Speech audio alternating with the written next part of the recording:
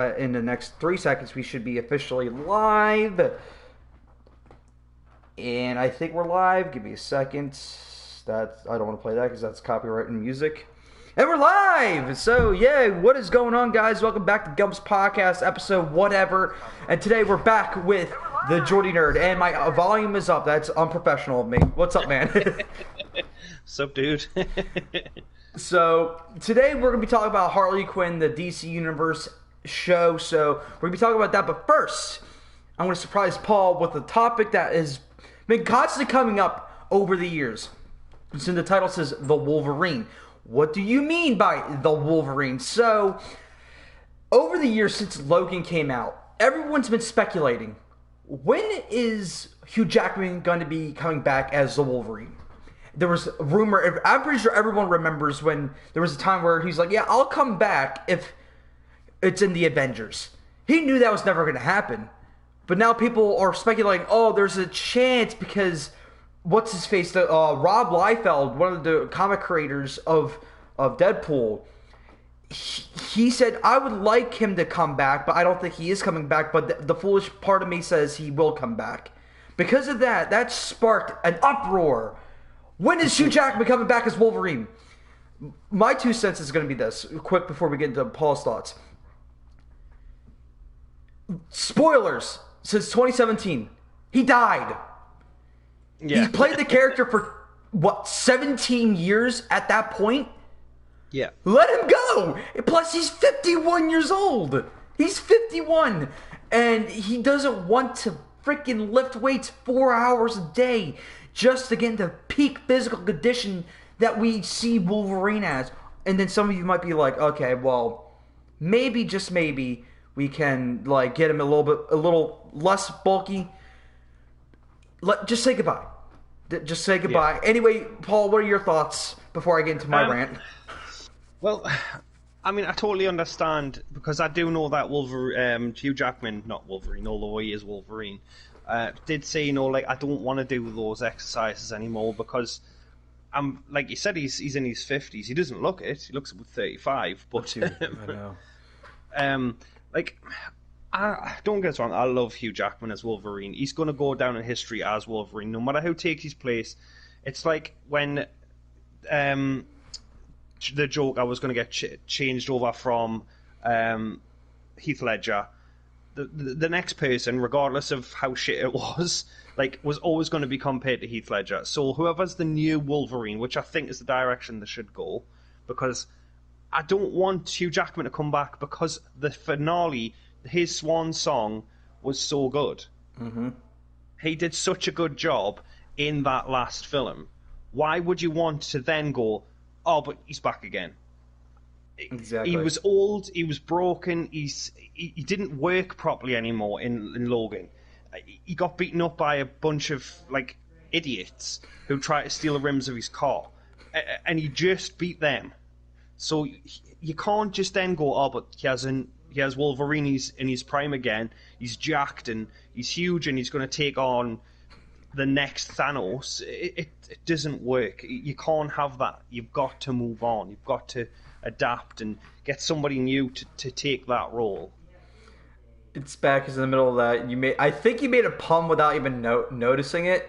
You're like, he's jacked and he's huge, huge Jackman. And my mind, that's where my mind went. I'm like, this is all true. Then I heard he's jacked and he's huge. I'm like, puns. Bring in the puns. But no, I 100% agree. And it's weird because we people as fans like to nitpick when it's convenient for us. And before Endgame, before Infinity War, people were uproaring, there's not enough death in comic book movies, there's no stakes, and blah, blah, blah, blah, blah. But then we get a death in, Avengers Age of Ultron, what's-his-face, Quicksilver died. Yeah. No one cared. There was no real stakes to that because he's not a major player. And no one still felt like there were stakes because they're like, none of the key players are dying. The second a key player dies, hence Wolverine, or even Robert Downey Jr., people freak the fuck out. Remember, I'm not sure if you heard about this, but after Endgame came out, there was people freaking the hell out about Robert Downey Jr. dying in that movie. They're like, how dare you? Like, this is a legit thing they said. How dare you kill him off after he finally had the life that he wanted? Doesn't he deserve that? And I'm like, my brain froze and it was lagging, not just because of the hypocrisy of these said statements, but like, first off, it's a movie and it's called being a hero, making that sacrifice play, something that they built up since the first Avengers. Like, stepping on the wire, letting the guy crawl over you. That's a huge thing between Iron Man and Cap. That was a huge debate between the both of them, that Iron Man would never make that sacrifice play. I rewatched Endgame for the first time since it came out. That's how little I really liked the movie, but we're not going to get into that. But, like, right. I didn't hate the movie. It just didn't really sit well with me. But, like, I liked it better the second time around. Even though I feel like anybody could have taken Iron Man's place in snapping his fingers, it was still, like, a beautiful farewell with, like, that funeral shot, that one shot with everyone that he's, like, let off. I'm getting goosebumps thinking about it. Just the symbolism and that first arc reactor. Because I watched Iron Man 1, 2, Avengers 3, Age of Ultron, and every other movie he came out with to see the Iron Man arc. And when I finally saw him die, I'm like, that is powerful. And when you see that arc reactor from the first film, I'm like, that's good stuff. And people were like, bring it back. I'm like, breathe. Like, again, what are your thoughts on the Iron Man aspect of it? I think, obviously, I didn't want him to die because I love Iron Man. He's my favourite character. But I understand why they did it. Yeah, he had the perfect life, but he was prepared to give up that because he was a hero. And that was the message from the start. He was this warlord, really, who was given guns to America to destroy different countries. And then he changed. He became a hero, even though Captain America didn't see him as a hero, and he didn't see himself as a hero. He was. At that last moment, when Doctor Strange puts his finger up and says, this is it, he has to do it, because he knows if he doesn't kill himself, Thanos is going to win, he's going to snap his fingers, and he's going to lose his daughter anyway. So he's got no choice to be that hero, and I think that is Robert Downey Jr.'s Iron Man. He knows he doesn't want to do that. He doesn't want to leave his kid. Who does? But he knows if he doesn't take that chance, click his fingers, then Thanos is going to win and he's going to lose everything. So his kid's now got a world to live in because of him being a hero. So those people are saying, but he's got everything he wanted, but he wouldn't have had if Thanos had won. So it doesn't make sense to me that people were complaining. Because like Doctor Strange said, it's this one shot. And he puts his finger up to say, this is it. If you don't do this right now, we're done for. So he does it. And I think that's beautiful, because Iron Man 3 is my favourite simply because it makes him a human. He's still a dick, and he's a dick in the second one, he's a dick in the first one, but he's scared. He has PTSD, he has anxiety, and those are things that we have. We have anxieties about life and shit. And they turn him into a human character, and from then, I know a lot of people didn't like the third one, and I understand why. But from then on, it made me like Robert Downey Jr.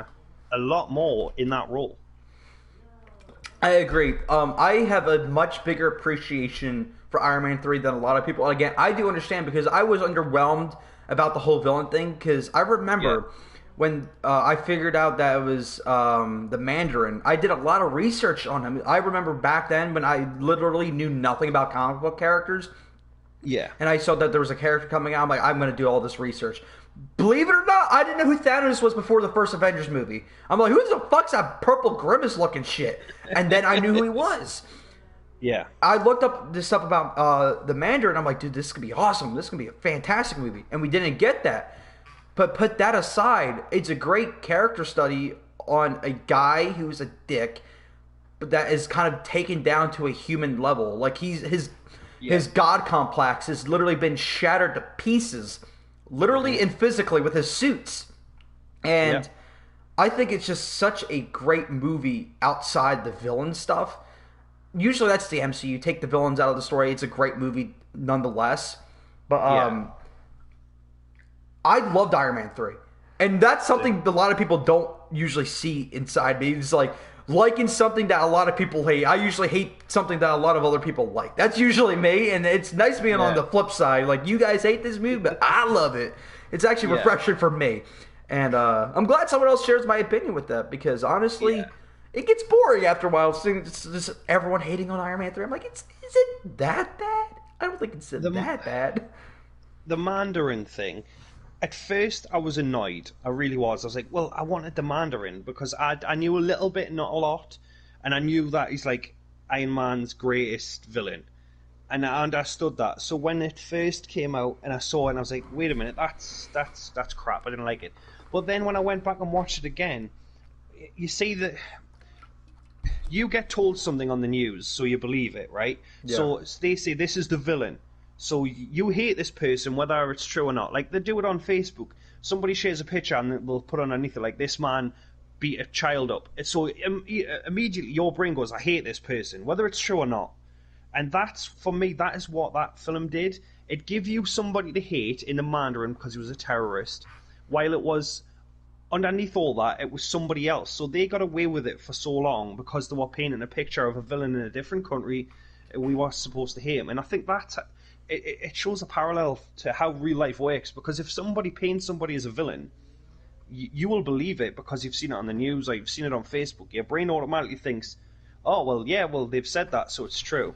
And like that, I thought was kind of clever, and like I applaud Shane Black for doing that, because you see that a lot in today, like I've just said, like on the news or on Twitter or on Facebook, and I think that it shows you that how you're quick to just believe something straight away, like that one person's a villain. So when you go back and he's just Trevor Slattery or whatever he's called, like that, to me, it seems quite clever.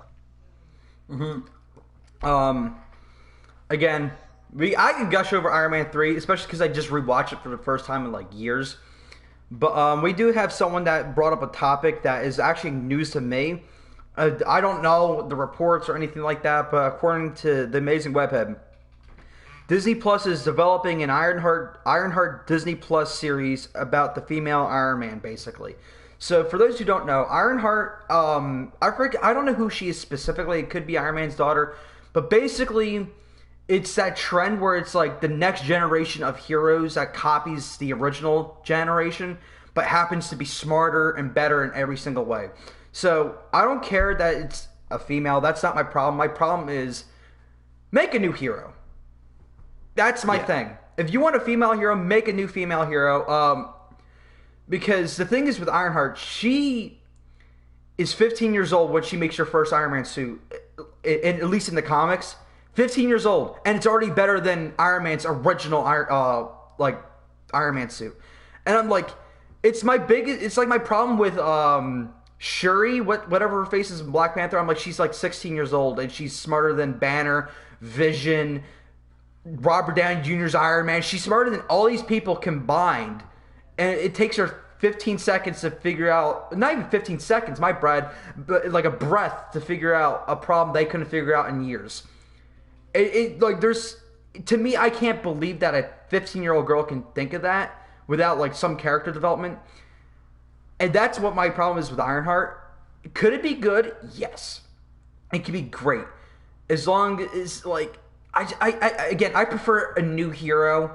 Like, we're getting a Ms. Marvel. I'm excited for that. Ms. Marvel is an Inhuman with stretchy abilities, and she's from the same state I'm from, except she's in the worst side, the ghetto side, the North Jersey side, closer to New York City. I'm in the South side where it's much safer, and yeah. Anyway, that's a whole different story time. But what do you think about Ironheart possibly being in a Disney Plus show? I mean, I'm not really familiar with that, so I'm assuming that's the daughter of Iron Man. And like Robert Downey Jr. is supposed to be coming back, because reading what it says in the comments, like I want more Robert Downey Jr. So if he comes back as AI, like, sign me up. I'm fine with that, because I think they could have kept Robert Downey Jr. around. I mean, I understand why they did what they did, and it was an epic, heroic moment. But if they had killed Steve Rogers, I would have been happy to have more Iron Man movies. So if they're going to do a Disney Plus show and Iron Man's going to be in it, even if it's just AI, and we'll get some of that sarcasm and that charm, then yeah, sign me up. I'm good with that. It's funny too to think about, like, since Avengers: Age of Ultron, Robert Downey Jr. has tried to leave the MCU twice. One after Right. Age of Ultron, and he's like, I'm gonna be my own guy now. See, and then he tried to make a movie called The Judge. It did horribly with the critics. It did horribly with the critics, and it did horribly financially. So he's like, I'm back as Iron Man, yay! And Never then wanted to leave. yeah, and then I'm back. he did after Endgame, where he successfully leaves the MCU, where he dies. He gets this little movie called Doolittle. Oh yeah, I'm Iron Man again! Yeah! Poor son of a bitch. That's all I'm gonna say. It's like he's a good actor. He is a good actor, but he just has the weirdest choices. Like a Doctor Dolittle movie with a budget nearing $300 million. Was it going to be? The next Pirates of the Caribbean? Bruh. Yeah. Relax. But so I just find that funny. This is the second time he tries to leave the MCU. The second time he successfully leaves, he's coming back again. It just, I think it's ironic. I mean, that film, I don't know if you've seen it or not, but like he sticks his hand up an animal's butt. Like that's the end of the movie. That's how the story comes full circle. He puts his hand in a dragon's ass. That's it. Like that's the end of the movie. And he speaks in a Welsh accent, I believe, as well, which isn't bad, but it's just strange. Really strange. I've seen a lot of reviews on it that use a lot of clips from the movie, especially a nostalgia critic. Even though I don't find him as funny as he used to be, if anyone knows who he is, he did a review of it, and where he basically cuts clips and he makes jokes about it. Based off the accent of seeing him for like 15 minutes, I'm like, wow, this is kind of annoying. It's just like he's whispering. Yeah, we're going on a perilous journey. I'm like. Yeah, he does. Yeah, he's just like very quiet. It's just like odd. You're getting out acted by a bird. It's just like I'm just like yikes. But like there's potential there. There's potential there for him to come back. But Ironheart, I just feel like I don't know. It could be good. Just make it its own adventure. Don't make it this end of the world thing. Because I'm tired of end of the world events. Like I like my grand scope in stories, but when every other Sunday's the end of the world thing, it gets kind of annoying. It ruins the spectacle of the world ending. Because now in the MCU, when you hear the world's ending, you're like, oh fuck, whatever. Let Pikachu solve it, because Thanos is coming, and let Pikachu fix it. The world's never truly ending except in Infinity War. That's pretty much it. But they're gonna fix it, and if it gets broken, they'll just do time travel with the thingy-majiggies, and then time heist it, and then everything's gonna be fine. No harm, no foul.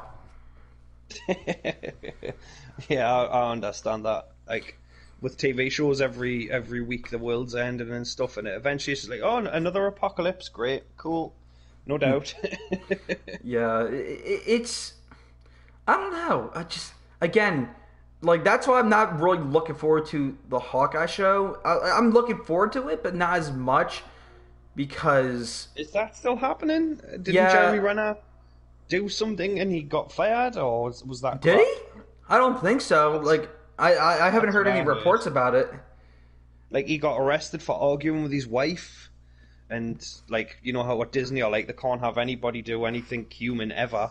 Because if they do, then they get into trouble for it. You want to cut up in some old can of worms? James Gunn. Yeah. That whole thing. I mean, that was so dumb. Yeah. I mean, I get it. The jokes were dirty. Yeah. They were bad. They were gross. They were bad. And in poor taste. But that was 8 years ago. He's a total different person. We're all grown, evolved. I made jokes I shouldn't have when I was younger. And they fired him. And then they just brought him back, so it was like, look, he's been a naughty boy, and we've punished him for a couple of years, but now he's back.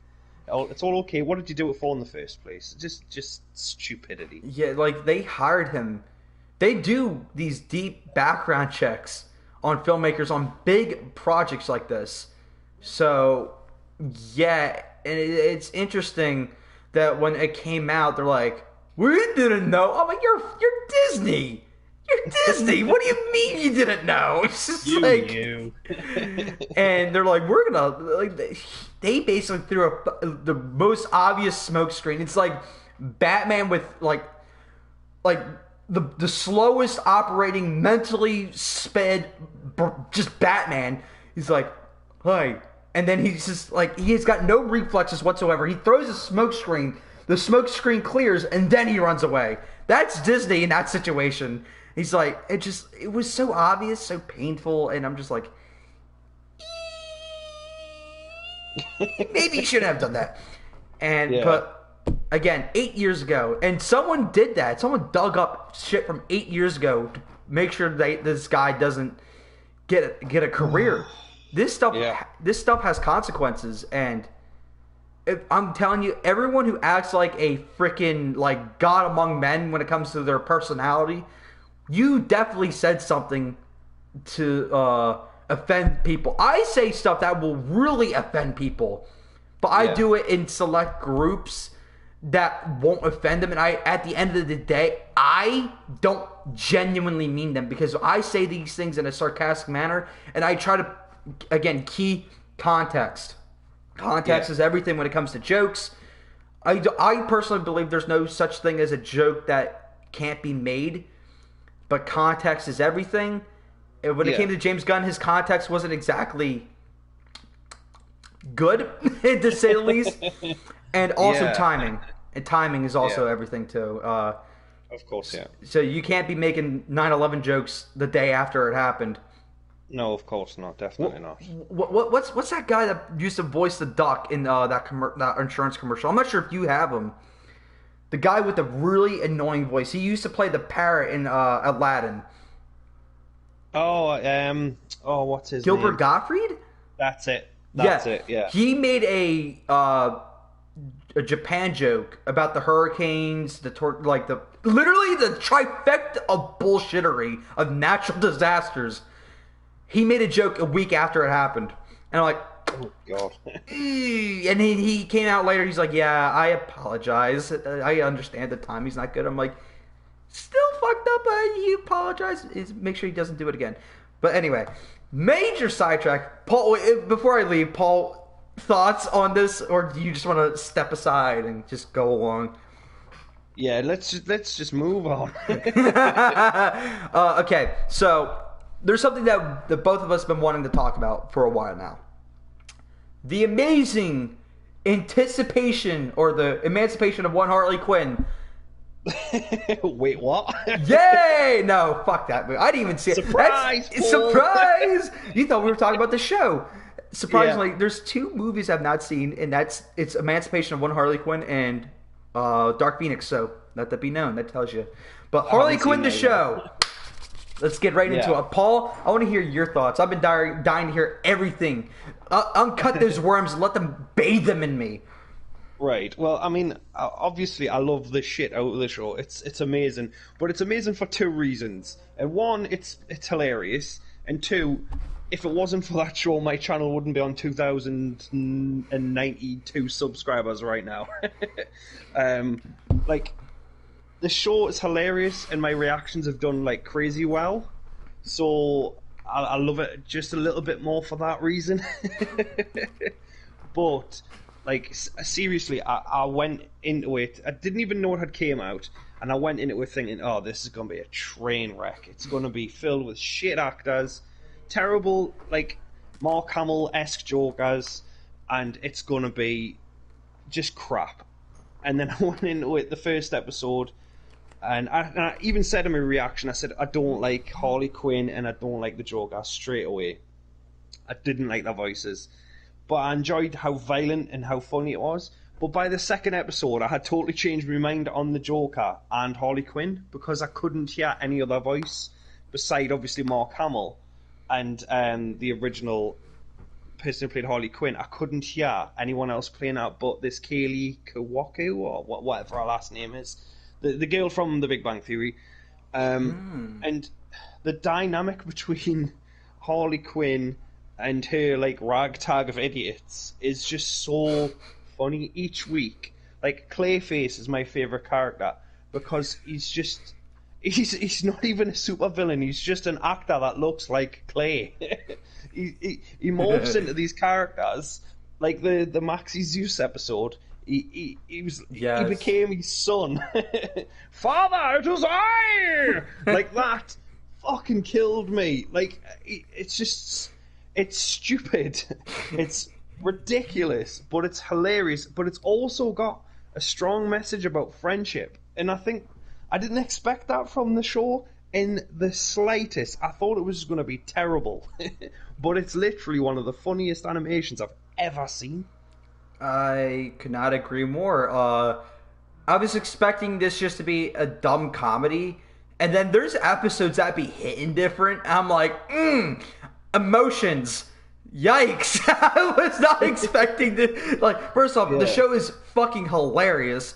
Like you said, the ragtag team, a bunch of freaking idiots. Fantastic. They turned King Shark, who the only experience I had from King Shark is whatchamacallit, the Flash. And that's it. I'm like, King Shark's in this? And then he has this really high-pitched voice. He's like, yo, guys, what's going on? And he starts typing on a computer. He's like, and he's just this weird personality. I thought King Shark was going to be my favorite until, like, Dr. Psycho started stealing the show from me. Like, just him saying profane language, just calling Wonder Woman the C word. Fantastic. Yeah. And I look how the world stops and, like, everyone goes, like, and then even there was like when that happened, even I stopped for a second. Like I was like, "What?" Because it's never, ever, ever happened before, and it was just like they bleeped it out, obviously, which I think made it even funnier. But like, I've never ever in my head pictured a super villain or superhero being called the C word ever. and when Dr. Psycho did that, I shit myself. I was like, "What?" Like, you can see in my reaction, I was like, did he just say that? Like, it was, And not then he had to go once on a either. Sexism course? Is it a sexism course or something? Because, I remember he was on a talk show, and he was, like, with Giganta, his wife, I think? I don't know how that worked. I think his head would be the penis, I guess, but I don't know. But he called Wonder Woman the C word a second time. I'm like, bruh. He was about to call her a C word a third time. Yeah. But like, it was after that where he, like, it was Harley Quinn saying, your superpower be like offending like women across the planet, and he's like, I don't care about that. I see what you're saying. He's about to say it a third time, and I don't know. I love his character, just like the polar opposite of just like women are equal. It's so bad and so raunch. I was not expecting the stuff that Dr. Psycho did. And another character I loved, again, I brought it up, but King Shark. One of my favorite moments with King Shark was when he was in prison and Harley Quinn left him there. And like, you see how he made everyone his bitch. It's just fucking great. Like, what was it? When someone made a fish joke, I don't know what he said. He's like, you're dead as a fish or some shit like that. And then it set King Shark off, and it was like him going like, "Oh, Cherry, you know what I said?" He started freaking the fuck out. It was brilliant comedy. I love the show so much. What's your favorite episode? Oh, I mean, I can't really say because I don't. Have you seen every episode yet? Yep, I'm officially. Oh, you have. Okay. Yep. So the last episode, the one with like normal Joker. Yeah. I love Kite Man and Harley. No, not Harley. Ivy. I love their relationship. It's really funniest cute. joke on the show is still Harley saying to Ivy, "I knew you were with him because you come home reeking of kite," and like that just still kills me now. But the last episode, I thought it was going to be a Joker origin story, but it was more on how Harley and Ivy became friends, and I'm so committed to that relationship. Like, I know they're going to become lovers and stuff. Like people have said, you know, that's going to happen this season. And although I love Kyvie, as I call them, Kate Man and Ivy, I'm excited to see where that goes. And it was just a funny episode, but such a heartwarming episode. Like Ivy saved Harley's life, and it was just this little moment of giving her a flower that made it my favorite episode. And I know it's more for sentimental reasons than funny, but like it's become my favorite episode. Yeah, that's pretty deep, actually. Like, I love that episode too. Like, there's like not in one episode I'm like, wow, I didn't really like that. Not one episode was like that, and I don't know. I can't really pick. If I had to, like, at gunpoint, I would say the season 1 finale was my favorite because there was a lot of tonal differences. I forget. Did Poison get like shot at the end of the before the finale? So it was like she got speared. Yeah. So it was the finale where they're doing the funeral and all that stuff. I knew she wasn't dead, but I'm still like, damn. Yeah. This sucks. I got really annoyed they killed her, and I got a lot of hate for that because I thought she was dead. And then when they brought her back 10 minutes into the next episode, I was like, that's bullshit. It shows to me there's no stakes. And then they melted the fucking Scarecrow's head. And I was like, oh shit, maybe there is. Yeah, they started killing, they started axing off big players in the Batman Rogues Gallery. I'm like... Yeah, definitely. That's literally season 2. Yeah. Well, people are saying there's only 2 seasons, and I don't know if that's true or not. I hope it's not, because like I love the show, so I don't want it to be just 2 seasons. But the reason why they're having like such a fun time and they can do like those things like kill the Penguin is apparently because there's only 2 seasons, which, like I said, I hope is crap, because this show could go on for years because it's hilarious. Mm-hmm. But yeah, like when they killed Ivy, I got annoyed that they brought her back so quick, because I didn't understand that the death was for Harley. It was to push Harley to leave the Joker, and I didn't understand that at the time. I got annoyed at it, and like I obviously put that in my reaction, and people were pissed in the comments section. Was like, but the death wasn't for stakes. It was to prove this point, and I was like, yeah, I suppose, like, shit, yeah, you're right. Like, the more I've watched it, I was like, yeah, I understand that now.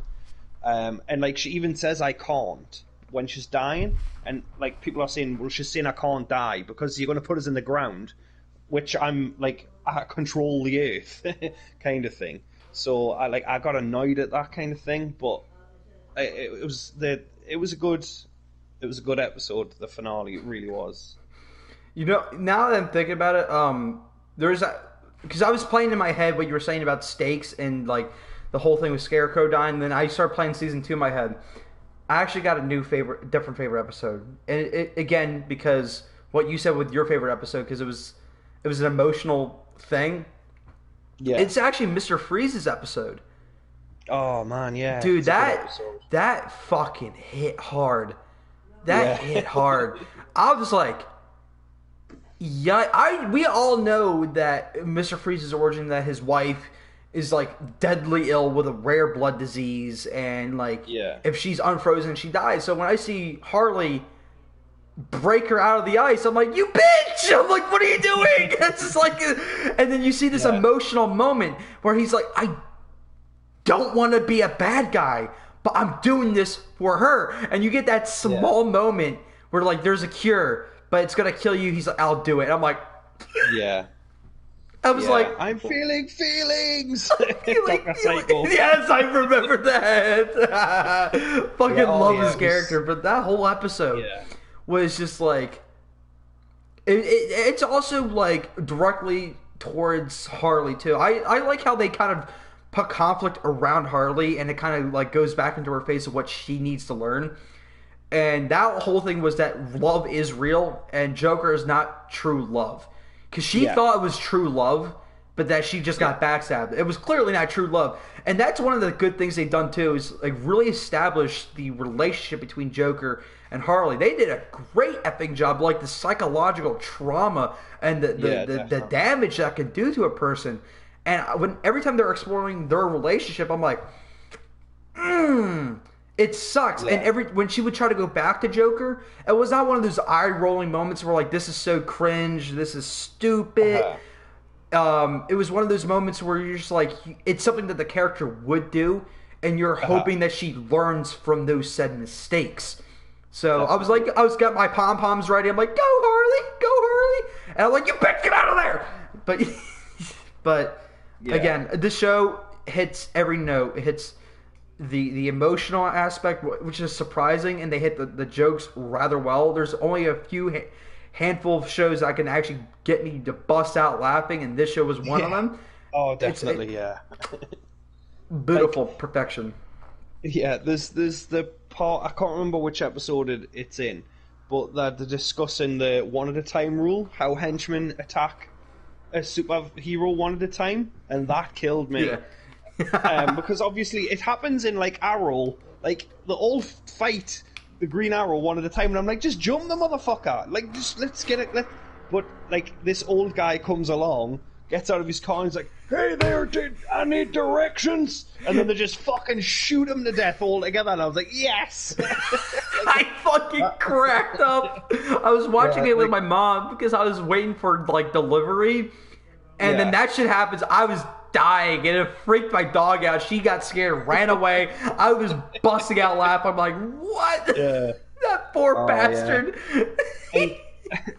Even the little things in that show make me laugh. Like Bane is this giant dude, and he gets manipulated super easy, and he's supposed to be smart. Like in the comics, he's really smart. But in this, he's a mixture of Tom Hardy's Bane and the Bane from the Batman and Robin movie, and I think that's brilliant. And like he's got the cup that says "Gotham is my coffee is my reckoning." Like I think that's brilliant. Like it's just the small bits that actually make the show such a good show. Like I love it to bits because of the massive bust the gut laughs, but also the small moments that they put into the show. Like I think that's brilliant. Yeah, with Bane, like I love Bane's character. I feel bad for him, and like you got Batman genuinely trying to help him out. He's like, do you see that sign? I don't think he's treating you as an equal. And then then you see Bane on a whole new light in that scene where he literally breaks Batman's legs. Jesus Christ, he goes fucking ape shit. Like he like picks him up and slams him against a pillar. I'm like, ooh, just so gross. It's so bad. And then you had what's his face, Alfred with the fucking weird top hat. Oh god, that was the hero. that was good, man. Like the Two Faces picture, and Two Faces is explainable. No, it's showing this Two Faces operations. But you have two faces. He's like, yeah, it's a thinker. And I was just like, oh, that's gold. And then Batman's like, if it was both of you, it would be three faces. And Bane's like, just loses his shit over it, like that. Oh god, like it's just one of those shows you laugh your head off the whole time because there's stupid moments like that, but they're played off as serious. Like Batman is an idiot in that episode. Like he's a total baby. Like when he gets his legs broken, he's like, Alfred should have woken up and stopped me.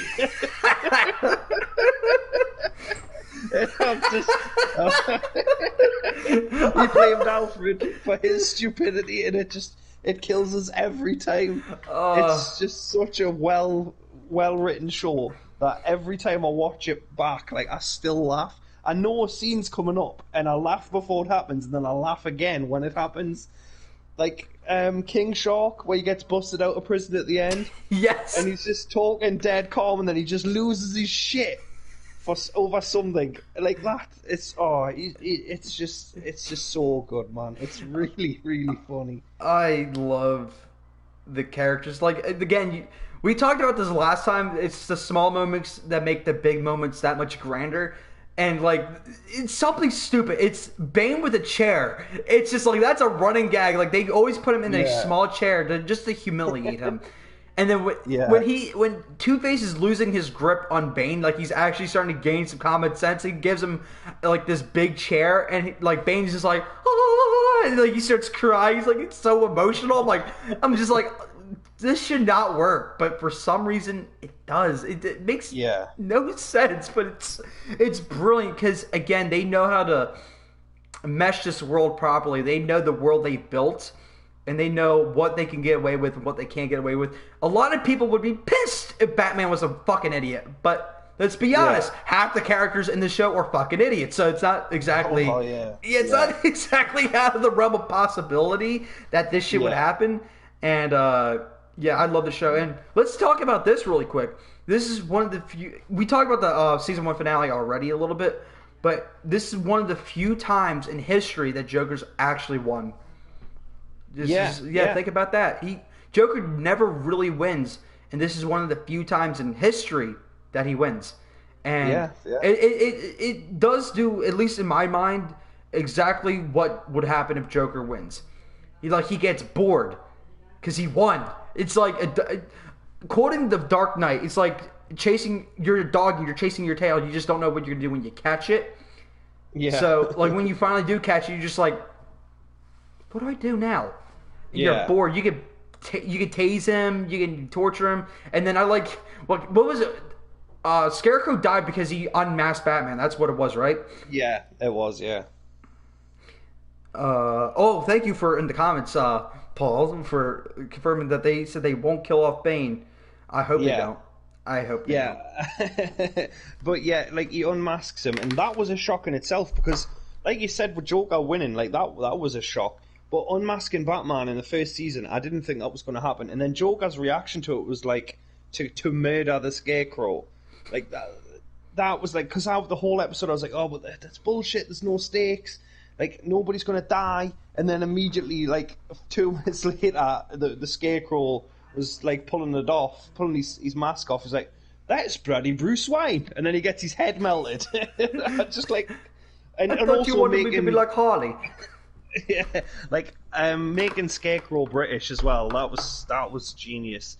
It's just, like I said, small things that made the show so good.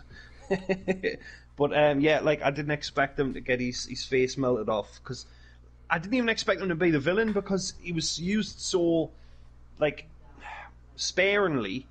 And then episode 11, I think it was, came around, like, it was revealed that he was working with Joker to destroy Gotham. Yeah. With his fear toxin. Like, I thought that was quite cool, and I thought, well, he's going to be the end game of Batman, or Harley and Batman are going to have to team up and take him down, and then obviously you find out the Joker's involved in that. And I think that was quite clever. They make some clever decisions. It's funny, speaking of, like, the finale, like, they built up, at least in season 1, like, with that, what's that crazy bitch name? Like, the one that Wanda Sykes plays. Oh, the fairy tale creature lady. The Fables. Fables. Fables. Yeah. The whole thing with that was like, we don't kill, we're villains, but we're not monsters, right? We don't kill, and then literally season 2, they're just killing people left and right. I'm like, interesting. Some hypocrisy here. Like, we don't kill, and she's murdering the Injustice League. It's like, oh man. Yeah, I mean, a lot of people complained about season 2 more so than season 1. Like, season 1 have got, like, did you see the bit with the guy, like, the Mary Sue powers? Yes. Yeah, like that. Like, there's been a lot of people like that for season 1, and, like, before I seen it, like, I saw all these people complaining about the show, and I thought, oh, fucking hell, it's going to be this pile of crap that's all, like, men are the worst. And it's not, because, like, they've got Kite Man, who's a total idiot, yes, but, like, it's a nice relationship they've got, and they don't make him out to be a scumbag, whereas the Joker, they do, because he is. And, like, I think it's been worse for the second season because they killed the Penguin. And don't get us wrong, I don't mind that they've killed him. I think it was brave of them to do that, but a lot of people are complaining because, like, they're saying, who's going to be left out of the Rogues Gallery. And I even said that myself in my reaction. I was like, well, who are they going to have left? And then there's, like, so many characters they could have. Like, the Condiment King. Like, he's stupid. But he works well with Kite Man because he's ridiculous, just like Kite Man is. So you don't have to have A-list villains in the show to make it entertaining. Yeah. And I think a lot of people don't see that. They're just like, oh, but I want this person, I want this person. And I just think people need to relax and enjoy it for what it is, because it's like an awesome show. Yeah, I'm very guilty of this, and I'm not gonna pretend that I'm not. But I am very guilty of complaining a lot when it comes to like things not being my way, and just complaining in general when I see something that I just don't like. Yeah. But I am clearly trying not to do that anymore, and people need to get through their thick skulls that things are not going to be the way that they want. It's not their story to tell, and Yeah. it's a show about Harley Quinn. It's not about Batman. Batman is in it, yes, but like again, just relax, breathe. There's other things to be pissed off about. Like I get frustrated with certain things. Like I was going to talk about Matt Reeves' Batman and all that whole thing. I eventually calmed down because at the end of the day, my anger ain't going to solve anything.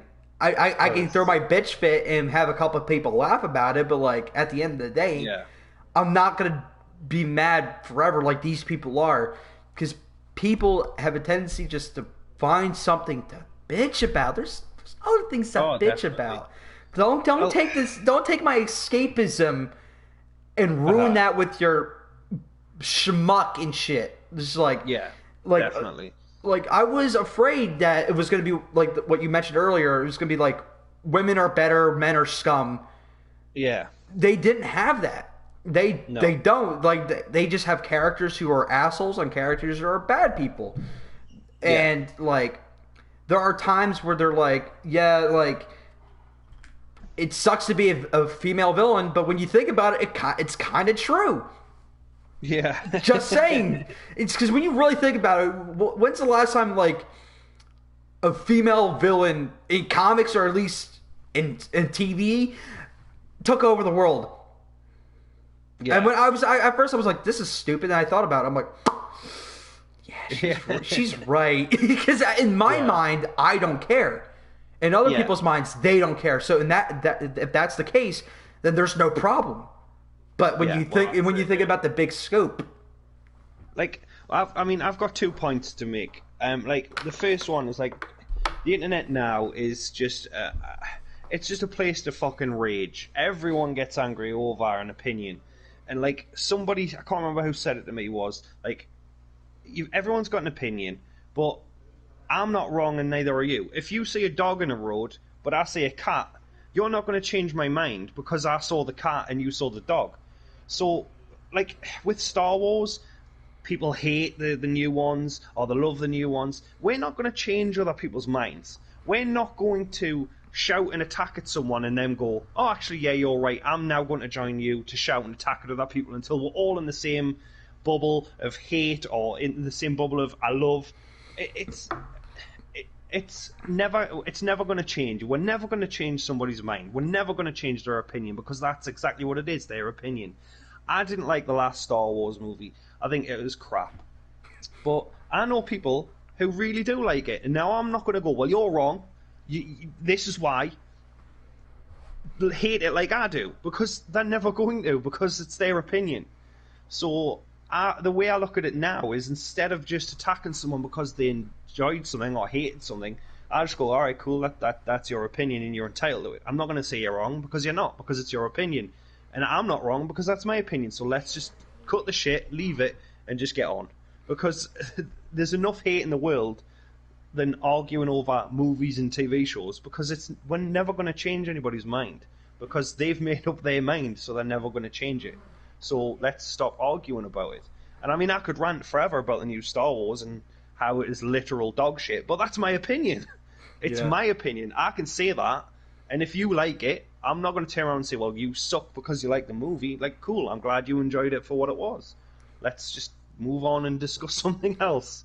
Yeah, the same thing with Star Wars. When it came to The Last Jedi, probably the most infamous Star Wars movie ever made, Yeah. I was on the side that really thought it was the absolute worst piece of shit I've ever seen.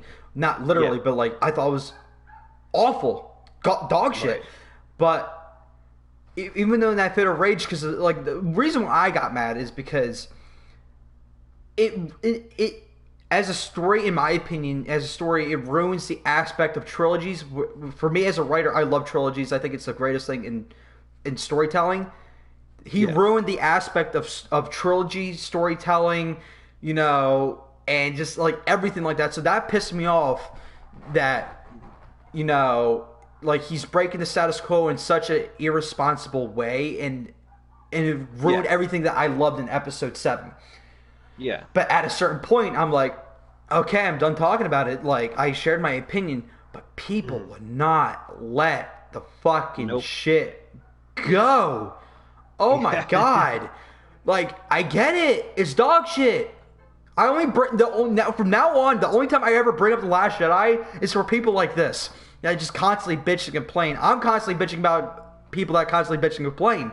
But again, it's just it's an endless cycle that we're gonna be a part of. But like, I can't get off the hamster wheel because it's part of human nature. But like, I don't know, man. Just like, I was in a very toxic friendship where this guy wanted to like control everything, and like he acted like he was a know-it-all. He went to film school, so because he went to film school, he was a know-it-all. And since I didn't, my opinion was automatically lessened, and he tried to alter my opinion. And sometimes it worked. Sometimes, like Last Jedi and what's its face, Black Panther. I didn't like that movie either. He hated that movie. And once he does not like something, he's got to find everything to hate about it. And I bring this guy up because he's the perfect image of what people in the fan base are like. There were still redeeming elements with The Last Jedi. There's redeeming moments with almost any movie. Almost. I have a WTF series for a reason. But when it came to The Last Jedi, I'm like, the visuals were spectacular.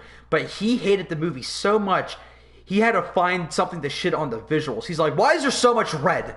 I'm like, that's now a complaint that's going to validate your opinion? And when it came to Black Panther, I hated that movie. But he had to find every nook and cranny that could be opinion and just shit on it in some form of way. I haven't seen that. Yeah, it's okay to have an opinion. You don't need to validate your opinion with me. I might get a little loud, I might get a little opinionated, but that's because I really love this genre. Like, movies are my life. I love storytelling. It's a huge part of me. I want to be a filmmaker. Like, it's one of those things where, like, I know who I am at my core, and that's a writer. Yeah. And that's why I get so passionate. I mean, that's it. There's a difference between passion and just hate. Yeah. Like, we could have a debate, because I like The Last Jedi. I do. But I'm not going to say, well, you're wrong because you hate it. But if you wanted to discuss why you hated it, and I discuss why I liked it, like, that's fine. As long as it's not a personal attack on me or you, it's fine, because it's a passionate debate.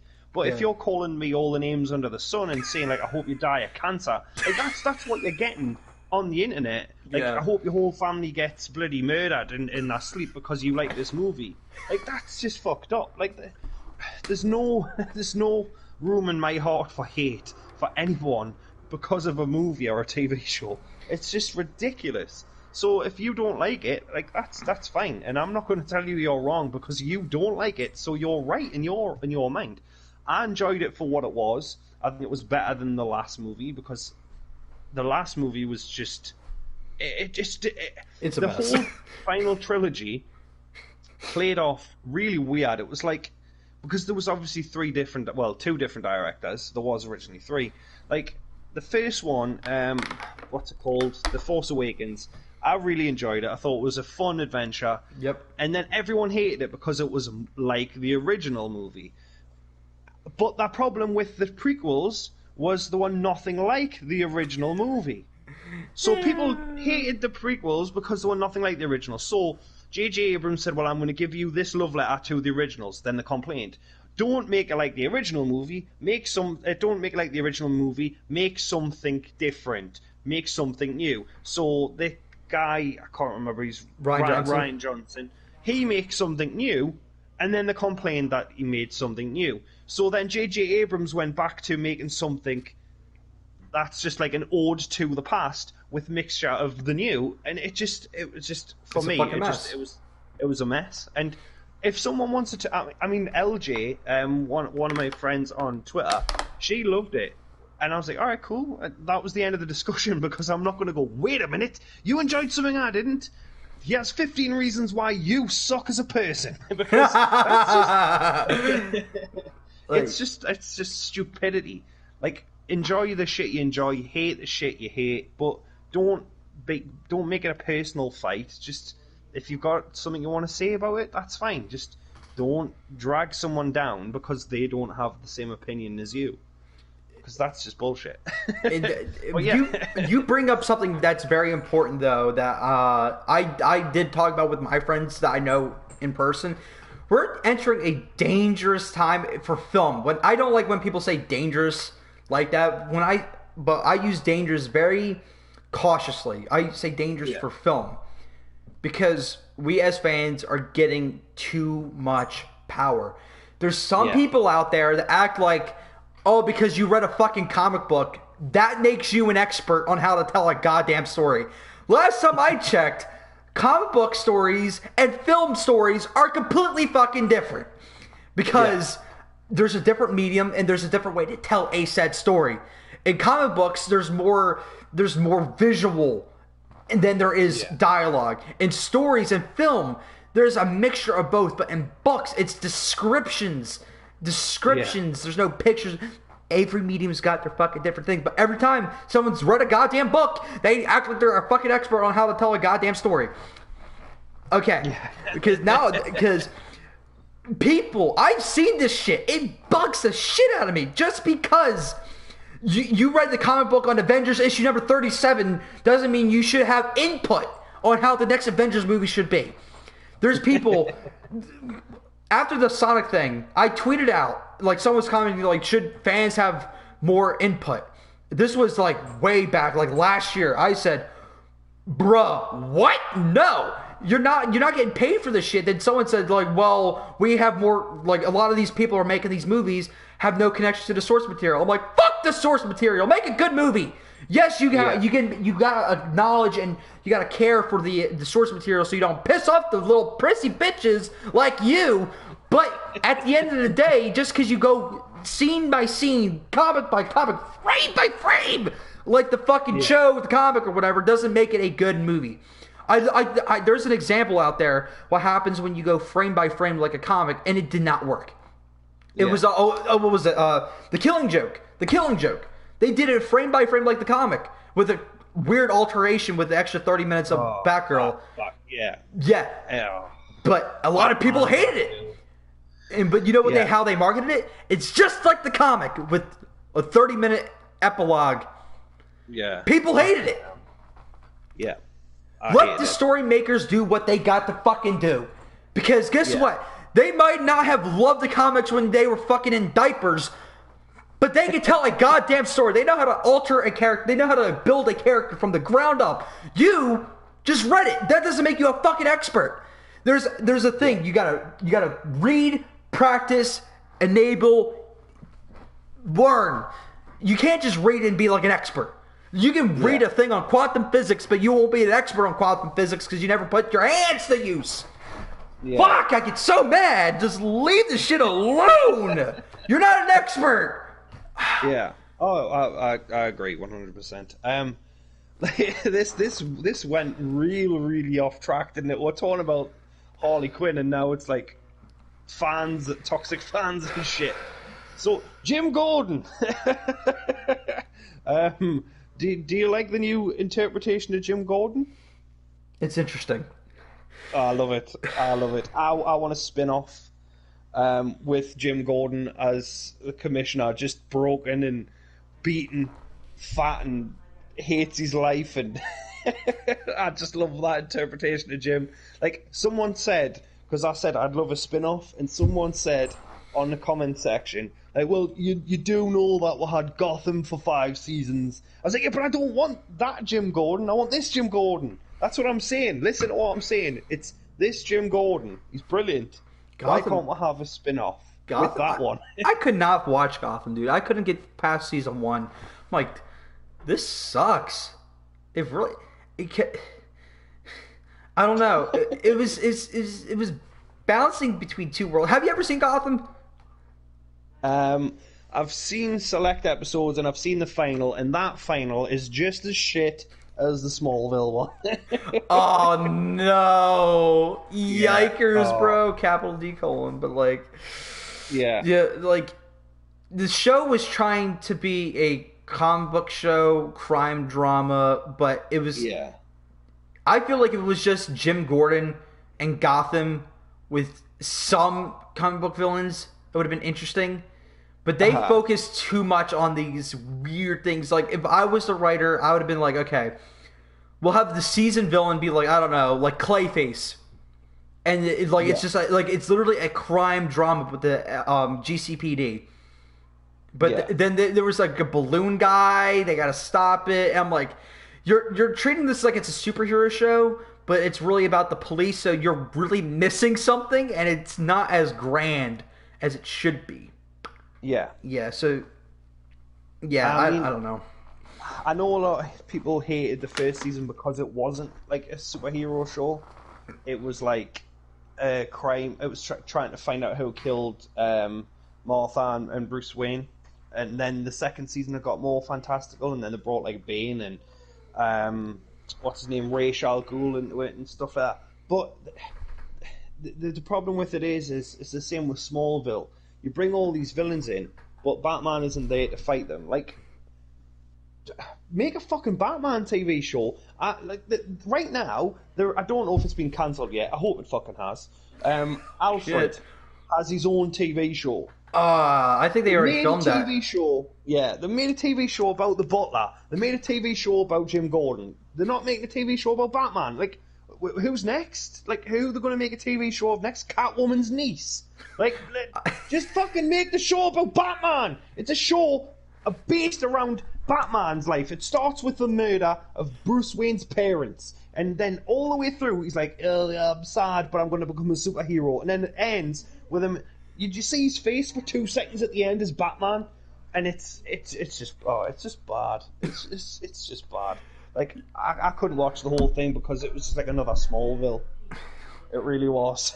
Let me tell you, I actually got reports. I was looking this up when you were talking about this to see like if they were doing Alfred, but I actually saw that they were doing a show about the killers.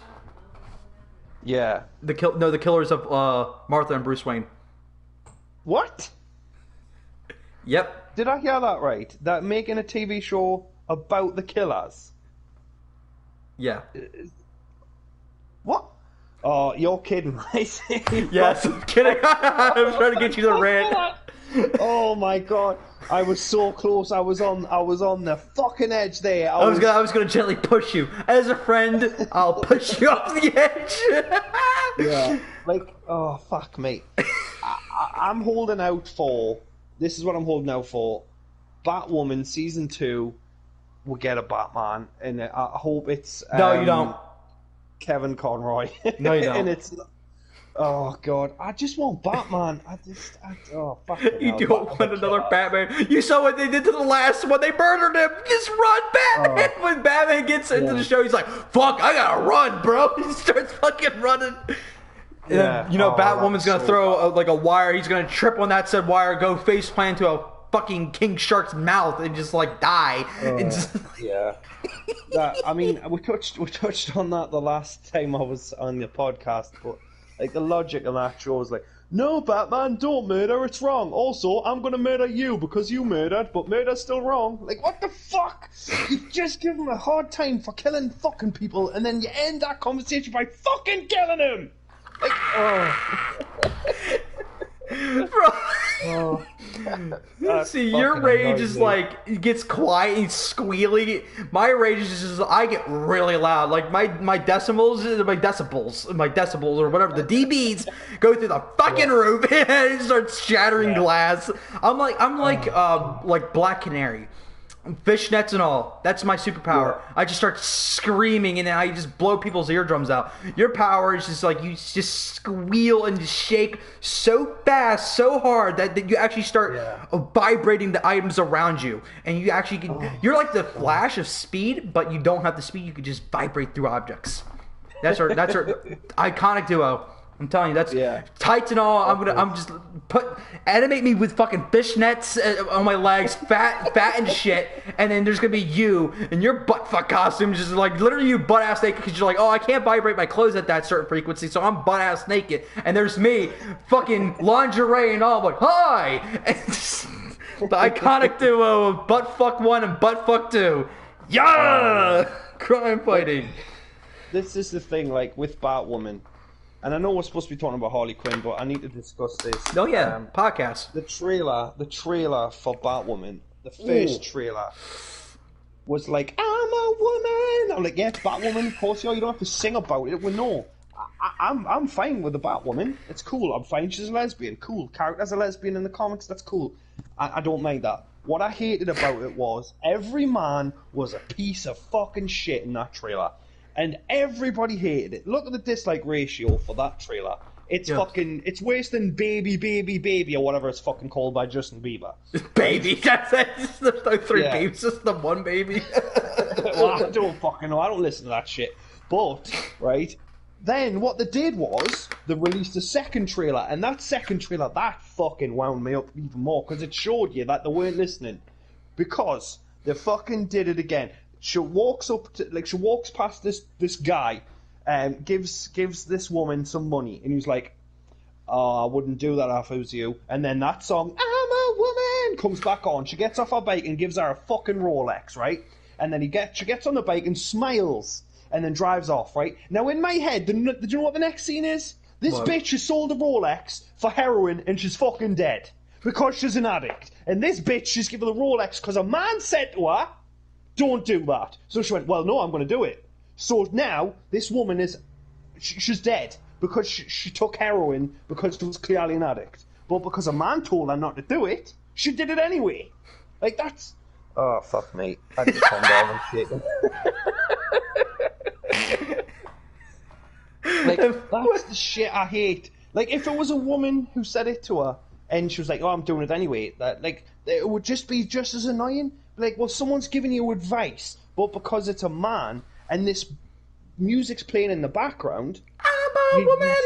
Like, oh no, this is an idiot man, and I'm a strong, powerful woman. Like, no, you're not. You're ignoring good advice. Don't give homeless people Rolexes because they'll end up with heroin in their arm, potentially ODing. Because that woman looked to me like a fucking heroin addict, and it's just there's no logic in that kind of shit at all to me. Let's just move on. It's funny because Webhead brought up at any point of a podcast, Crisis always gets brought up and it pisses Gump off. I think it will piss anybody off at this point. Yeah, it was so bad, man. I know. Going back to like the whole Star Wars thing, like we gotta let it go. I have to let it go, but it was not just like a one movie thing that happened. There was so much that happened that was wrong. Again, the source material, you don't always have to follow the source material like the law, but Batman is Batman. It's not that hard, and it's hard to really fuck up. And they went from straight down to like Easy Money Avenue and took a hard right down to the pits of hell. And I'm like, wait a minute. Yeah. Like, I'm a woman. But it hit home this thing that this show isn't made for men because men are the worst. Now, I love comic book TV shows. I like The Flash. I like Arrow. Well, I liked Arrow. I like not Guardians of the Galaxy, the other one, DC Legends. Like, they're good shows. And the Legends, Sarah Lance is like the main character of that show now. And she's fucking badass. She awesome. She kicks ass, and she's a strong woman, but she doesn't rub it in the face of every man she sees. Like, fucking Batwoman, the trailer, like, don't get us wrong, I've seen some episodes of the show and I've enjoyed what I've seen. But the fucking trailers hit home, like, this show is not for you. This is for angry women who hate men, and it just. And I thought the second trailer they'd correct that a little bit, but it wasn't even a trailer. It was just 30 seconds of saying "fuck you, dudes. You're not going to enjoy this show, so we're going to hit home even more how much we hate men." Like, it's just stupid decisions. This just in annoy me. on the stupid decision train.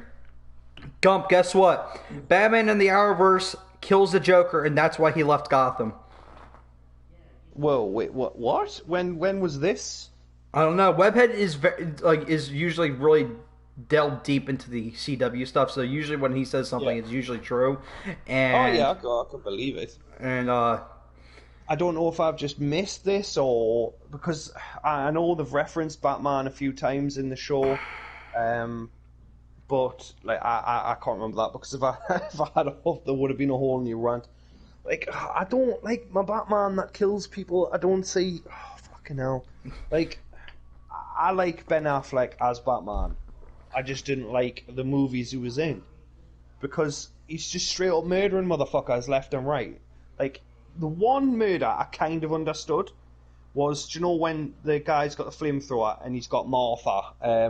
Yeah. And he's like, "I'll kill her," and he's like, "I know." And then he shoots the gun to stop it because that says to me that he couldn't save his own mom, his own mother, so he's going to save Clark's, right? That says to, and that murder I kind of get, but every other murder where he's just shooting motherfuckers left and right and crashing the cars and killing everyone. Like I don't like that shit. Like he's supposed to be the guy who no matter what never ever breaks that one rule. And like Superman breaks the rule more than Batman does because Superman, his whole thing is like, but when it's necessary, I will do it. Like when he killed Zod, in my opinion, that made sense for the character, and.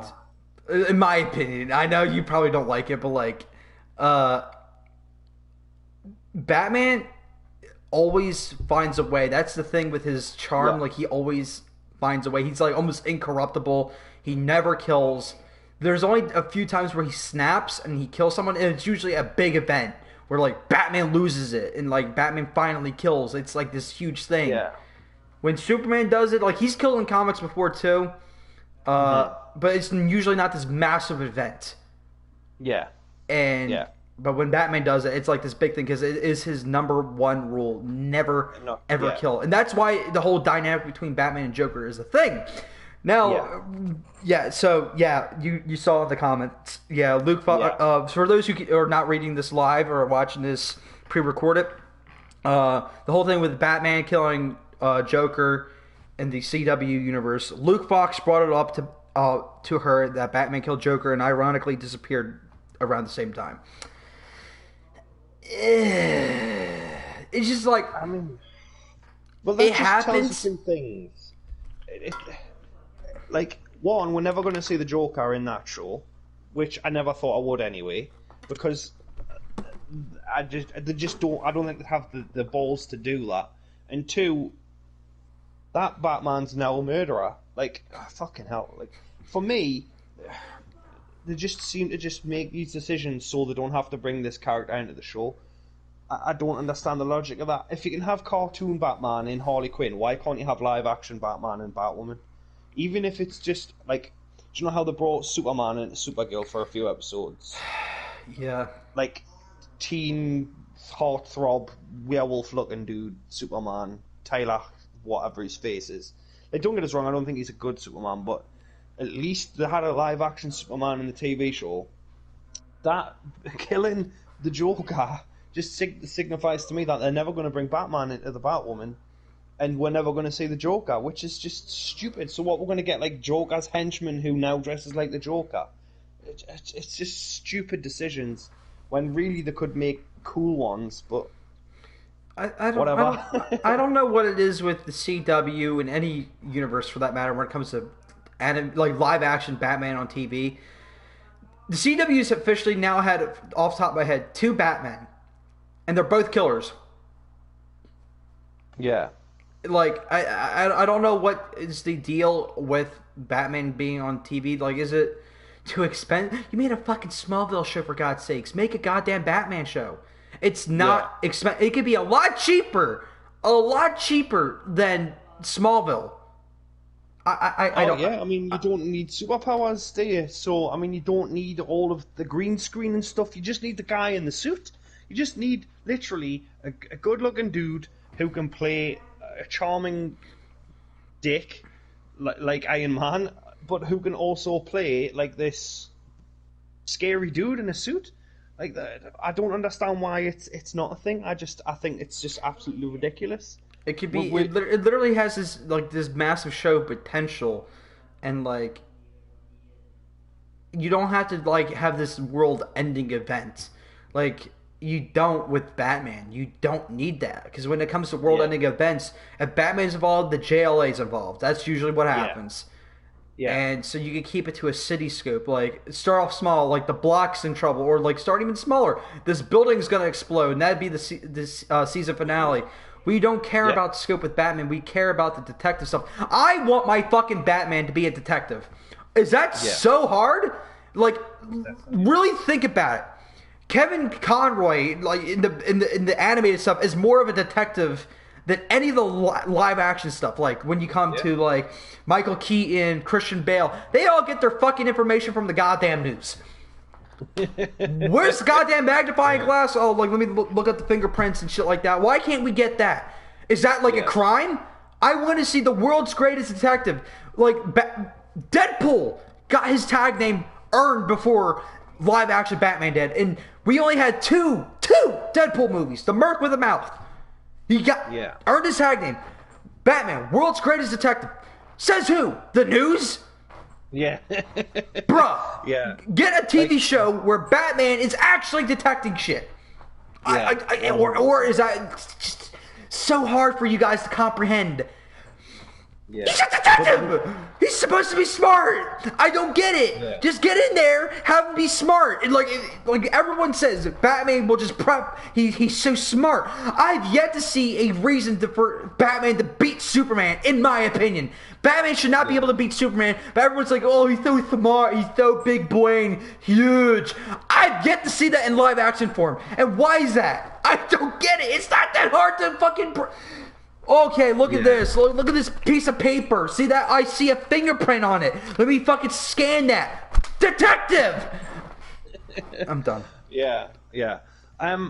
Like Batman 66 was more of a detective than any other Batman in live action. But like Matt Reeves, like the Amazing Webhead said, like the Matt Reeves one is going to be Batman as a detective, and I'm excited for that.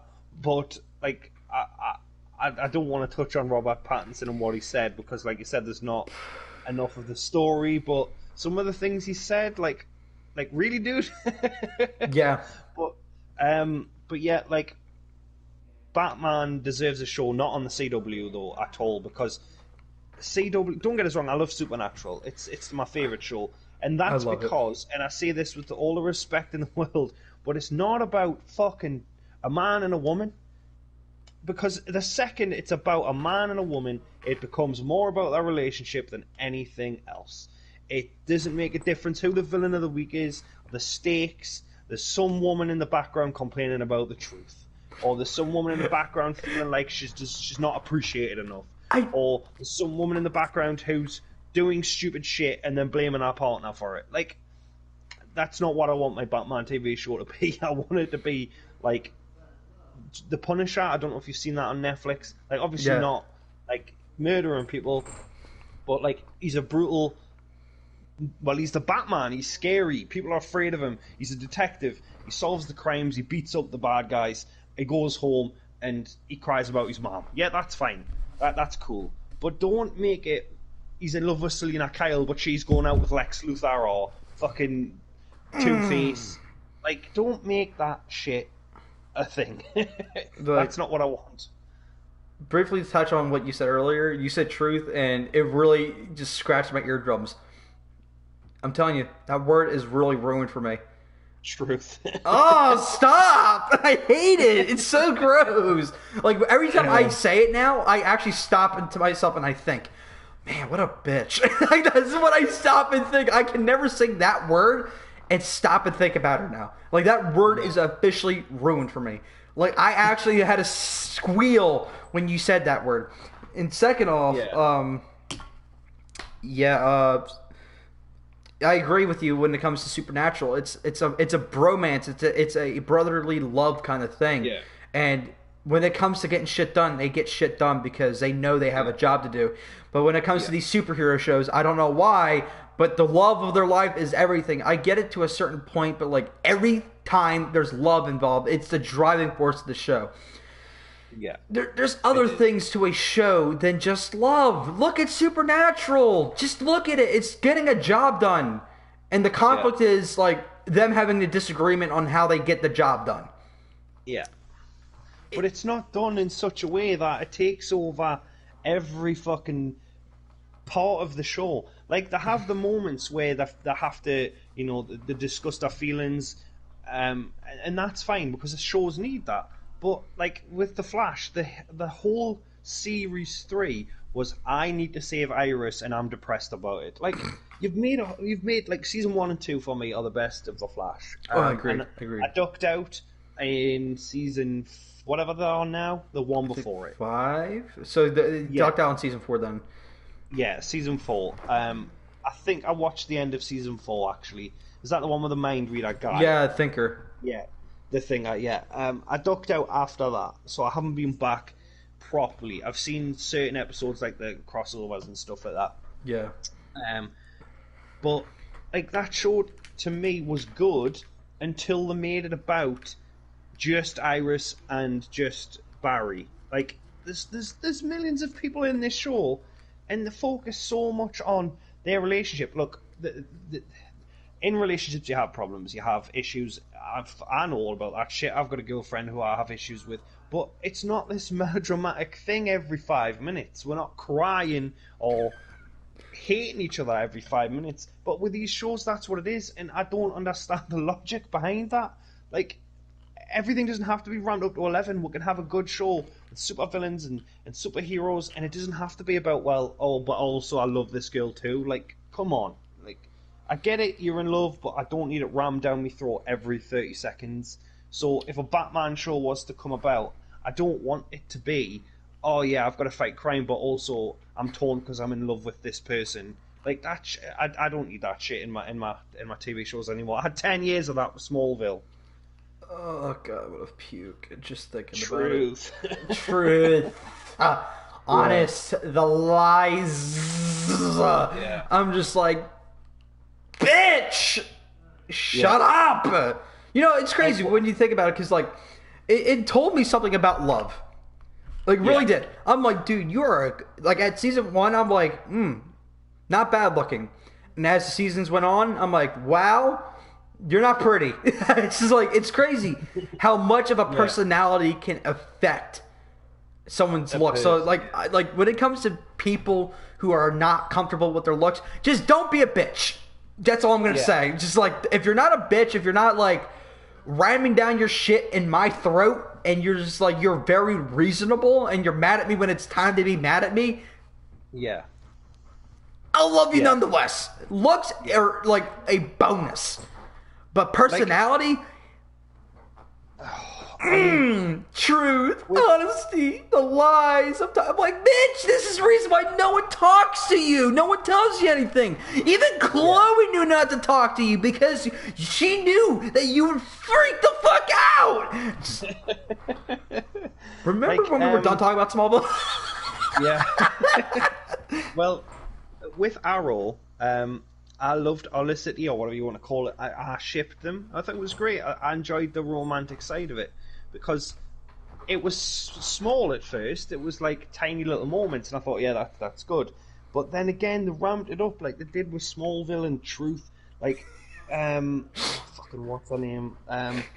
Felicity wanted to kill someone. Yeah, she wanted to kill someone, Diaz or some shit like that. Yeah. And she kept blaming Oliver for the choices she made. And it really pissed me off. It really annoyed me. Like, she'd do something. Oliver would say, you shouldn't have done that. And she's like, excuse me? Excuse me? I fucking hate that shit. Like, don't get us wrong. Like, the way they ended Arrow, how she waited all those years, she raised these kids, and she waited for him to be with him. Like, I loved that. That was beautiful. I did a reaction to it. I fucking cried. Like, that was great. But the in-between moments where they made her just this prissy, whingy woman, I didn't like it. Like, it's the same with male characters as well. It's not just a female thing. Like, there's male characters. Like, in The Walking Dead, Rick is this badass. Then Negan comes along, and then Rick becomes this little pussy who's scared to say anything to Negan. He holds Negan's bat in his hand, the bat that killed Glenn, and he stands and he cries, and that just fucking winds me up. That's not what I'm here for. I don't need melodrama. Just bash his fucking skull in with it. Like, it's just stupid writing. When you boil down to it, it's just as being idiots. Yeah, like after Oliver became like the guy who doesn't kill anymore, like he turned into a much of a bitch. He really did, and like it's annoying because you're right. It's not just Felicity, but she's the loudest and the most obnoxious when it comes to it. Because like you said, Diaz was a great villain in my opinion. I thought he was great. Like there was a whole episode dedicated to him, and I'm like, damn, he's actually a threat, and he has no powers. He doesn't have a goddamn bow, and he's not some telekinetic being, but he's still a threat. You know why? Because he torched a person. Yeah. He literally burned someone alive. And I'm like, wow, I haven't seen something like this since season 1. Yeah. And then you have Felicity's like, around the corner, like, you made me want to kill somebody. How dare you make me turn into a monster? I'm like, strong female character my fucking ass. You can't take responsibility for your own fucking shit. Bruh, it's just like... Yeah, I don't like that. When people in TV shows blame other people for their choices, like that, it's just weak shit. It's just trying to create friction for no reason whatsoever. It really is. Like, we were supposed to be talking about Harley Quinn, and I was all excited, and I was like, yeah, it's really funny, and now it's just like, Smallville shit! So is fucking Arrow! Bullshit, I hate this! We're becoming the guy from Harley Quinn, bro. We're becoming that guy. We're like, it's propaganda for feminism. That's who we are now. We're that guy. We're just like two guys fucking bitching about Smallville. I'm telling you, every time we do a podcast, we're gonna either... Every time it's gonna be tradition. Smallville rant, Crisis on Infinite Earths rant, at least a minute's worth. Yeah. I think that should be our tagline. Like where you at least get 5 minutes of rant. Where even though it's gonna be most likely longer, but hopefully as the time goes along, we settle down on the Smallville rant. But I don't think it's gonna be happening anytime soon because again, it's fresh in my mind. Doesn't it show you though? Right, look at Harley Quinn. It's a show about a woman, right? Yeah. It's fucking hilarious. She's got these side characters who are also hilarious. So it does its job as it's supposed to. And then you've got Smallville, or Arrow, or The Walking Dead, and you've got these awesome characters put into bullshit situations with terrible writing. Now, Harley Quinn is a badass. I love her, I love Ivy, and I love that dynamic. And that's cool, because Harley's not sitting there fucking complaining. She's kicking ass. She's trying to make a name for herself. She's a strong woman. Yeah. Now look at fucking Lana in Smallville. She's doing nothing but complain about the situation she's in, complaining to Clark, then she's complaining to Jason Teague, or whatever his fucking name was, a Jensen's character in it, and then she's blaming everybody. And then she marries Lex, and then she fucking fakes her own death, and she blames Clark, and she needs to save Clark. Like, just fucking... Like, Harley Quinn is just... She's like, I hate the Joker, but I secretly still love the guy, but I want to prove to him I can step out of his shadow, so she does that. She doesn't complain about the situation. She kicks ass. It's funny, and she does her job. Yeah, that shows you how to write a strong female character. It shows you how to write a strong... It's all down to writing. Yeah. And people say, oh, well, Lana's a strong character and she knows what she wants. No, you're creating melodrama because you think it's what people want, and they don't want that.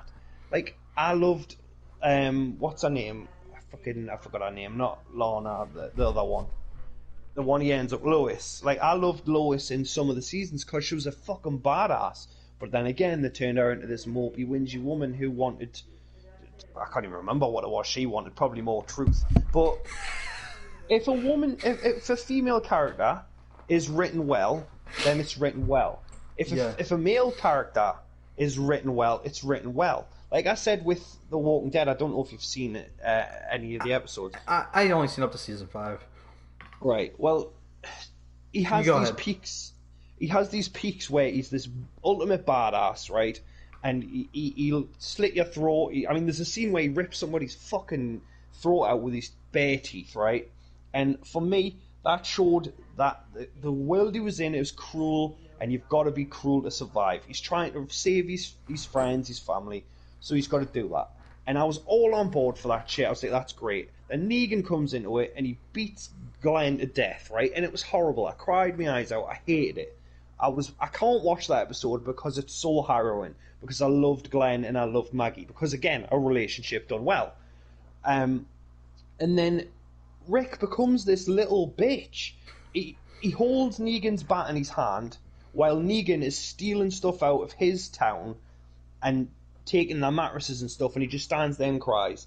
And I hated it with a passion. And it's not because, like people say, well, you just hate it because it's a woman. It's not. It's got nothing to do with who the character is. It's how the character is portrayed, how the character is written. When you've got a strong character, you don't flip them upside down and say, well, now they're going to be weak because then we want them to be strong again. Like, that's boring. Don't do that shit. Like, Carol from The Walking Dead, she was this meek woman who was scared of her husband, and now she's this fucking badass who will slit your throat as soon as look at you. And that's cool as shit. But don't change the character because you just want some drama, because that is fucking boring and it's annoying. And it's nothing to do with sex, it's everything to do with bad writing. Mm-hmm. And you're good. No, you're totally right though, because like when you think about it, what makes a strong character? It's not gender. It doesn't matter if you have a dick, if you have a vagina, if you're muscular, trans, whatever. What makes a strong character is not your mental stability. You can be autistic. You can have cerebral palsy. You can have all these problems. But you know how you make those characters strong? You put them in a conflict, and then you make them overcome said conflict. That's how you make a strong character. But the second they continuously bitch about it, that weakens that said character, because instead of doing something about it, they weaken the character. Yeah. It's okay, like, for a character to boast about the problems, because then eventually they will overcome. But if your problem solving is to bitch about it and wait for someone else to fix it, that makes a character severely, supremely weak. That's why Lana Lang is the weakest character I've ever seen in television history. Yeah. I don't know. It's up for debate. I've seen some pretty boring and weak characters. Like Felicity, like the most she's ever done was threaten to kill Diaz and then bitch to, Oliver for making her be something like that. So, I mean, even though I hate Lana more, she's done more than Felicity. Because, at least Lana got powers and then went flying away to do her own thing. She did something after, what was it, like 9 seasons? No, it was 8 seasons of bullshittery. Anyway, but like, again, you can have someone who is like crippled, but you can still make their character strong by overcoming. Definitely. Like, 100%. I agree. What's that movie called with Stephen Hawking? It was what the fuck's that movie called? Yeah, I know what you mean. I don't know the name of it, but I know what you mean. Whatever. It's the guy who's in the most recent Harry Potter films, the Fantastic Beasts and Where to Find Eddie Redmayne. It's got Eddie Redmayne in it, but he plays Stephen Hawking, and he is as crippled can get. But you know what made that movie so fantastic? Because he's overcoming these problems, and yet he has his moments of breaking down because it's so hard. But at the end of the day, he's trying to overcome these problems on his own with family. He's using the support around him, but he's not blaming them. He doesn't sit there and cry about it the entire movie, and then the last 2 minutes he does something. He's trying to live up to these expectations. He's trying to be smart. He's trying to like graduate and all these things, with the problems bestowed before him, being paralyzed, not being able to speak. Yeah. And that made it for a great movie. I love that movie. I might watch it again. It was so good. And that's how you write good drama. You have a character who wants to like succeed and like overcome these said conflicts, but you put a bigger blockage in front of them. Once you do that, boy, you got a great movie. And that's why I love that movie. And that's why I will never rewatch Smallville, because again, how do you overcome these things? You bitch about it. And then hopefully along the way, someone who's just trying to get you to get away, they'll say something in the right way, the right tone, so they don't offend you, and then you'll be like, "Oh, you're right," and then you just go do something about it. Yeah, 100%. I agree so much on that. Like, it's not the actor's fault; it's the writer's fault. Agreed. Really, it's because they're just creating. I understand they've got 24 episodes or 22 or however many episodes there is, so there's got to be a certain amount of filler. But the filler doesn't have to be standing on a porch with Clark and Lorna talking about their feelings every episode, or her complaining about the truth, or Rick crying because he lost someone. Like he lost people all throughout the whole show on The Walking Dead. Why is it now that it's this big problem? The whole season, Rick was this whingy, cryy baby. Oh no, my feelings are hurt. I shouldn't have done what I did. Like, nobody wants to see that shit in a TV show. We'll get enough of that in real life. Like, it's escapism. I want to escape from my mundane, boring life into a fantastical world with superheroes and villains. I don't want to watch people cry over fucking bullshit. I don't need that in my life. Yeah. Like, just write better shows, write better episodes, be ballsy, like, create cool moments. Don't fucking ruin it because Lana needs to know the truth about Clark. She's going to know the truth about Clark eventually, because of course they're going to... Could you imagine her going 8 seasons and never finding out and then just leaving? We know she's going to find out, so why do we need to hear her complain about it all the time? Yeah, and I agree. It's just terrible writing. Just like I don't know. Just I feel like I can write something better. Like my dialogue won't be as good, but like I know the ideas are there. Like again, after I mentioned this, and like I really am starting to live by it. The small moments are what make the bigger moments bigger. Yeah. That's how I've been living my life now. After I said that, I'm like, damn, that's some kick-ass advice. So yeah, when you take a small moment like Lana and Clark talking in the barn, that's a small moment that can be something special. Mm-hmm. You ruined it by doing it every episode, and you gotta cherish the small moments and not stick with them for too long, because then they're not small moments anymore. You're making a big deal, and you gotta just learn to like, okay, that small moment's done. We gotta get to the bigger picture, and they were so stuck on the small moment of them just feeling, and it was so gross. Like, just like stop. Yeah. Anyway, we got a comment. On a side note to talk about, this year is Joker, Dick Grayson, and Catwoman's 80th birthday.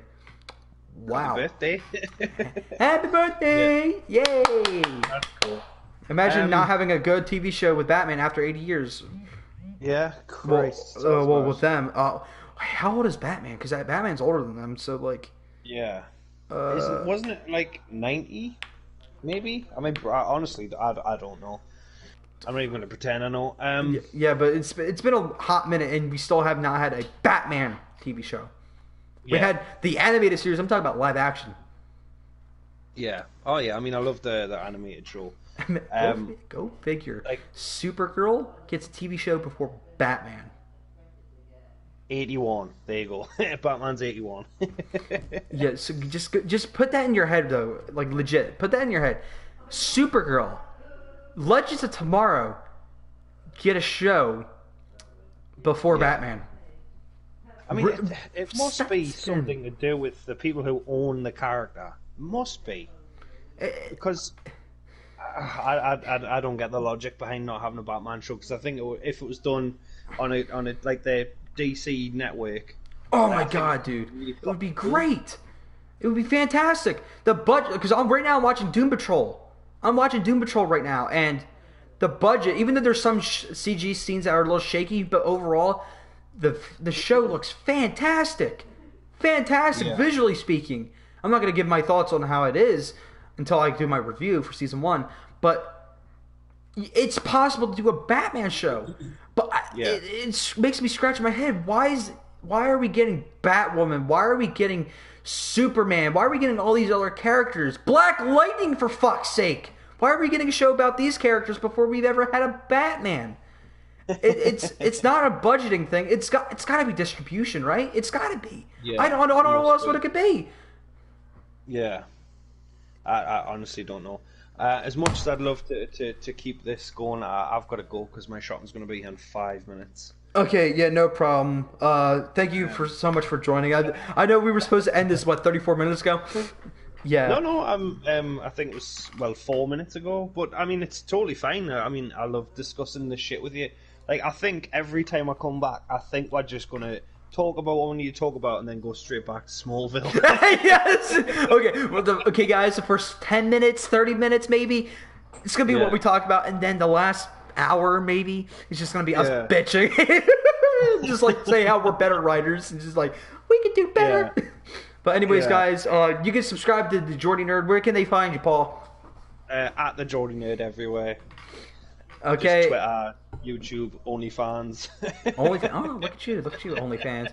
Well, you guys know where you can find me. Twitter, Gumps_videos. You can go follow me there for the latest news and updates on my channel, guys. We might be having another Gumps podcast on Friday. I don't know. I'll have to let you know. I have to talk to Leo, the guy I'm going to be talking to, and let's see how that goes. And if not, we're going to have a Doom Patrol review tomorrow, and look forward to that, guys. Thank you guys so much for watching. Please like, subscribe, all that crap. Later, goodbye. Peace.